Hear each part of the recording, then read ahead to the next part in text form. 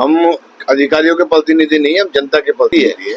जनता सिर्फ चाहती है डेवलपमेंट कराना हमारी जिम्मेदारी है। इतने बड़े अहम पद पे बैठ के वो लोग ऐसी हल्की बात कर रहे हैं जो उनको शोभा नहीं देती। उनके पद पिछले 10 सालों में जो काम नहीं हुए अब वो होंगे सीलमपुर विधानसभा में। वादा दिया कि गलियों का पुनर्निर्माण जो काफी टाइम से नहीं हो रहा है वो भी जल्द शुरू किया जाएगा। हमने जग प्रवेश हॉस्पिटल के बारे में भी बात रखी है, सवाल किए, तो उस पर भी भरोसा दिया कि सीलमपुर विधानसभा का हर हिस्सा जो है उसमें काम होगा, सीलमपुर स्वच्छ और खुशहाल होगा। देखिए हमारी रिपोर्ट। स्वागत है आपका एजे न्यूज़ दुनिया देखो में सच दुनिया के साथ। मैं हूं जुनैद शेख। जैसे कि आप देख रहे हैं हमारे साथ में सीलमपुर के विधायक साहब चौधरी जुबैर अहमद जी है। आज हम बात करते हैं लोकल मुद्दों पर, ये कि काम करते रहते हैं यहाँ पर जुबैर साहब, तो उसी पर हम कुछ सवाल करेंगे उनसे किस तरीके से लेके चल रहे हैं। तो जुबैर जी, ये यहाँ पर हम देख रहे हैं 15 सालों से, 10 साल से ऊपर हो चुके हैं, गलियाँ का कोई काम नहीं हुआ है, खासकर C1 ब्लॉक के अंदर, सीलमपुर मार्केट के जितने एरिया उनके अंदर जब से तो इसके ऊपर हम मतलब जनता कैसे भरोसा करें कि आप काम करें, किस तरीके से हम कर सकते हैं? भरोसा करा है जब इन्होंने वोट दिया है मुझे। दिल्ली में सबसे हाईएस्ट वोटों से जिताया है, ये इनका एहसान है। और अगर मैं इनके उम्मीदों पर खरा नहीं उतरूंगा तो चुनाव तो फिर आना है। तो कोई भी नेता ऐसा किसी भी नेता को नहीं करना चाहिए। जनता के काम है, जनता के हम प्रतिनिधि हैं। हम अधिकारियों के प्रतिनिधि नहीं है, हम जनता के प्रतिनिधि है। जनता जो चाहती है, जनता सिर्फ चाहती है डेवलपमेंट कराना हमारी जिम्मेदारी है। C ब्लॉक के अंदर आज हम आए हैं।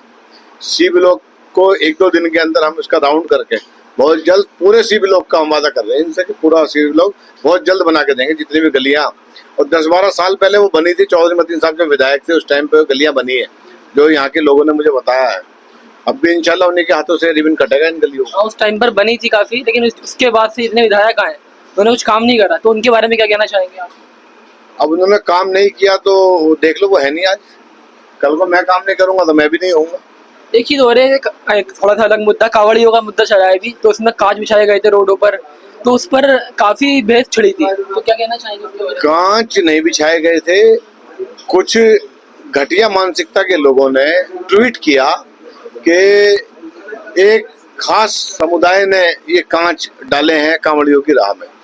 दिल्ली पुलिस का मैं बार बार कह रहा हूँ धन्यवाद है, उन्होंने तुरंत उस पर रिएक्ट किया और ट्वीट किया कि ये कांच किसी समाज ने नहीं बिछाए थे। एक ई-रिक्शा जा रहा था जिसके अंदर वो जो गिलास होता है गाड़ियों का वो रखा हुआ था, पीछे से एक गाड़ी से उसका एक्सीडेंट हुआ और वो गिर के टूट गया। वो जो गाड़ियों का शीशा होता है वो था। दिल्ली पुलिस ने इस पर तुरंत दिया रिएक्शन और वो मामला, लेकिन जिन्होंने ट्वीट किया उनकी मानसिकता दर्शाती है कि वो मंत्री होके, कानून मंत्री होके, इतने बड़े अहम पद पे बैठ के वो लोग ऐसी हल्की बात कर रहे हैं जो उनको शोभा नहीं देती। उनके पद को तो बिल्कुल नहीं देती जो उनके पास पद है। कानून मंत्री इतनी हल्की बात करे वो अच्छी बात नहीं है। और वो किसने बिछाया, कैसे गिरा, वो दिल्ली पुलिस ने क्लियर कर दिया। मुसलमान ये काम नहीं करता है, इस्लाम ये नहीं सिखाता है, इस्लाम तो मोहब्बत सिखाता है। जाफराबाद के अंदर 31 साल से सद्भावना कैंप लगता है। जब भी कांवड़िए वहां से निकलते हैं 100% मुस्लिम समाज उसको रन करता है।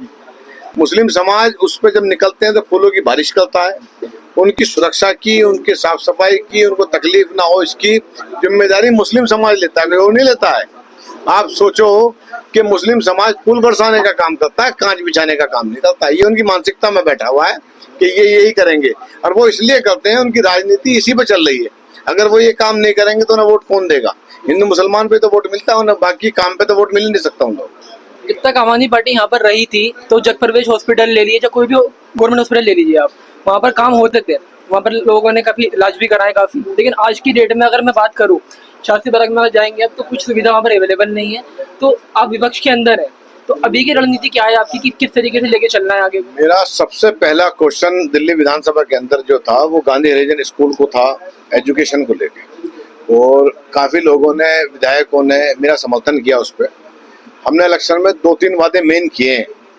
2-3 वादों में एक एजुकेशन है, हमारी पहली प्राथमिकता, हेल्थ है जिसमें जग प्रवेश चंद हॉस्पिटल और डिस्पेंसरी आती हैं। तीसरा हमारा सीवर मुद्दा था, और सीवर पे भी हमने वादा किया था कि तकरीबन 6 महीने लग जाएंगे हमें। इतनी बुरी हालत है क्षेत्र की कि अगर हम आज से लगेंगे जीतने के बाद तो 6 महीने नॉर्मल करने में लगेंगे। अल्लाह का शुक्र है, एहसान है कि 4 महीने के अंदर उन चीज़ों को हमने कंट्रोल कर दिया। सीवर अब उस स्थिति में नहीं है जिसमें था। सबसे ज़्यादा काम हम सीवर पर कर रहे हैं। हॉस्पिटल की बात रही, हॉस्पिटल को बहुत बेहतर करना है। मैं नहीं कह रहा कि उसको हमें 500 बेड करना है, अगर 200 बेड भी हमने बेहतर कर दिए। इसी चौक पे चौधरी मतीन साहब खड़े थे इलेक्शन के अंदर, उन्होंने कहा था कि 200 भी अगर हमने बेहतर कर दिए तो पूरा इलाके में हमारे में आराम हो जाएगा, तकलीफें दूर हो जाएंगी। उस पर हम कंटिन्यू लगे हुए हैं। हेल्थ सेक्रेटरी से, मंत्री से, विधानसभा में जगह जगह मुद्दे उठा रहे हैं और हम उस काम पे लगे हुए हैं कि जल्द से जल्द हॉस्पिटल को और सीलमपुर विधानसभा की जो 24 स्कूल हैं उनको बेहतर करके हम जल्द से जल्द दिखाएं। देखिए, ये थे हमारे चौधरी जुबैर साहब जो सीलमपुर से विधायक हैं। बाकी जैसे उन्होंने बताया कि अभी काम जो रुक गया है, जो गति रुक गई है काम की, उसके लिए काम कर रहे हैं। विपक्ष में हैं अभी, लेकिन उसके लिए भी काम करेंगे आगे। बाकी इस तरह की और भी न्यूज़ के लिए, अपडेट्स के लिए बने रहे हमारे साथ एजे न्यूज़ दुनिया देखो पर। धन्यवाद।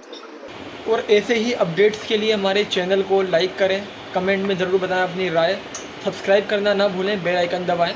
धन्यवाद। एजे न्यूज़ दुनिया देखो।